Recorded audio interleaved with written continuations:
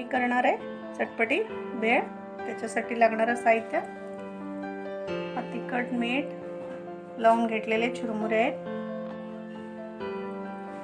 हा 1 वाटी चिंचाचं पाणी, ह्याच्यातच थोडंसं मीठ टाकून हा मी मिक्स करून घेतलंय, हा 1 वाटी शेव, हा 1 वाटी मिक्स फरसाण आहे, हा 1-2 टोमॅटो कापून घेतलाय, हा 1 कांदा, हा 1 4 ते 5 चमचे साखर आहे, ह्याच्यात 1 लिंबू पिळून घेतले। ह्याला आता आपण मिक्स करून घेऊया।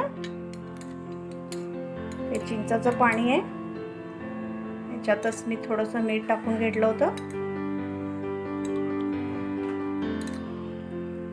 हे जसं पाहिजे तसं तुम्ही घालू शकता।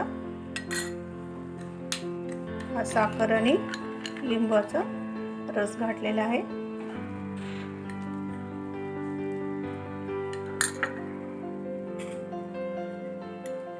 कांदा आपण तुम्ही जसं पाहिजे तसं घालून घेऊ शकता।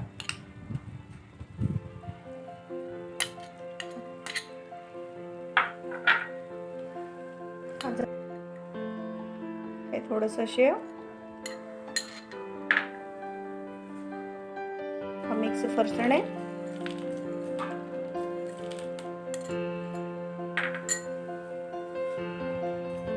छान मिक्स करून घ्यायचे।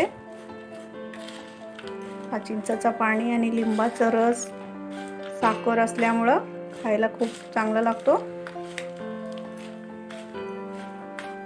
आणि पटकनही होतो